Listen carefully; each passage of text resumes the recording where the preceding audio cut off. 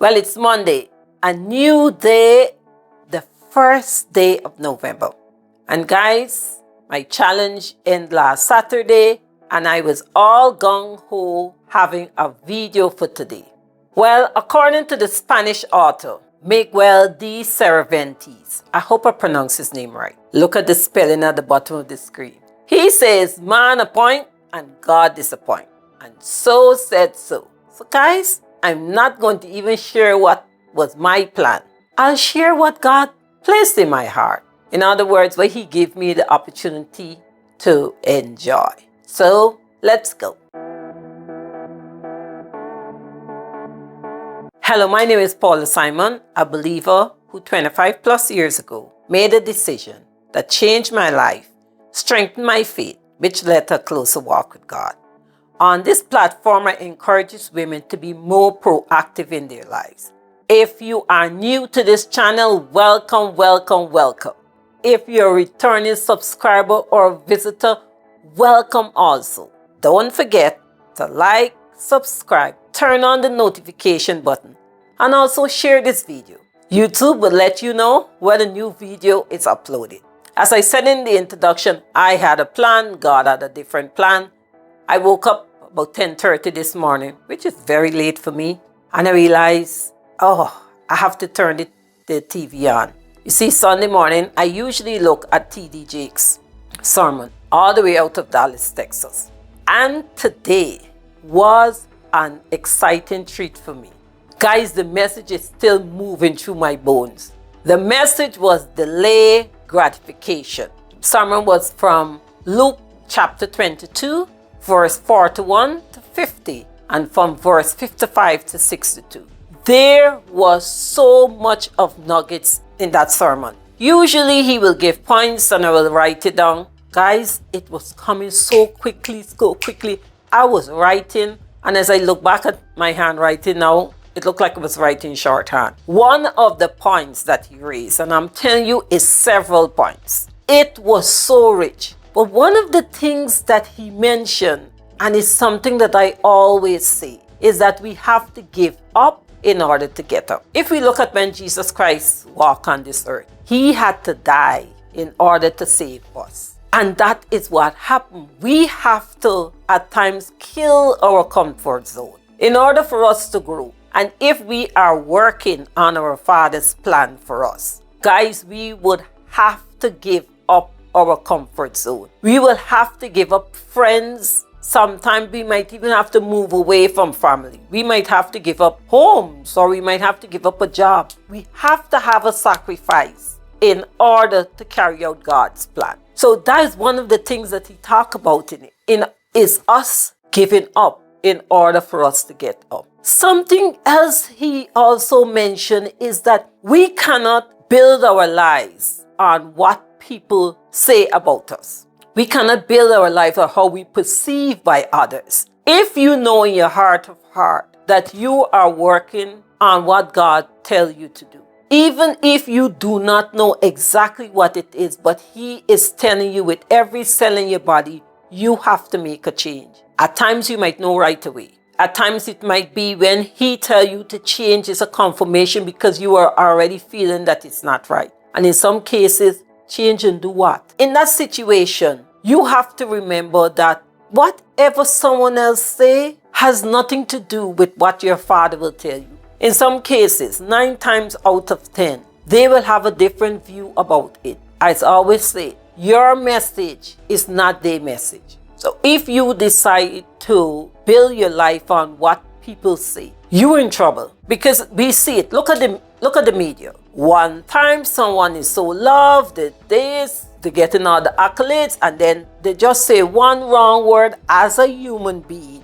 and just the society will start tearing them right down. If you stand on what your Father say, and if at times you have your doubts and fear, or you go back to your tools, if you go to God's words and promises, if you're not certain, you Google what God say in the Bible about X, Y, and Z, you will get several scriptures on that particular situation. You then will able to focus on what you need to do. I really hope if you get an opportunity, I would put a link of that sermon in the description. Go to it. listen to it.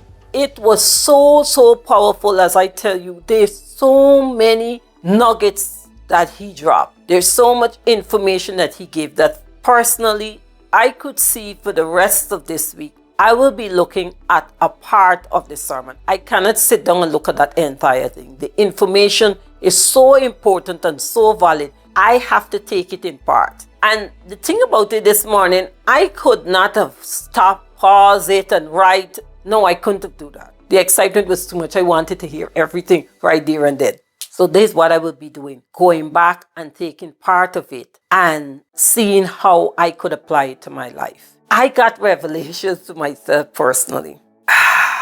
Honestly, it's like a confirmation. You have to do it alone. Hardly any time, hardly any case where you have to make change in your life, you will get a crowd. In some cases, you definitely have to walk alone in order to hear God's word. Because based on who you are as an individual, if you're a person who always thinking about others and concerned about their well-being, and you want everyone to be okay, and you check in with them, you cannot go through the walk because, again, you were not able to focus on what God told you to do. You will be going back to your old ways. Oh, I need to see if this thing is okay. You know, God placed in your heart that you must go down a certain street. And you're checking, oh, this person might not like this street. They don't like walking, or the place might be too hot for them. And in the process, you are shifting away from what God placed in your heart. So at times, you have to realize, in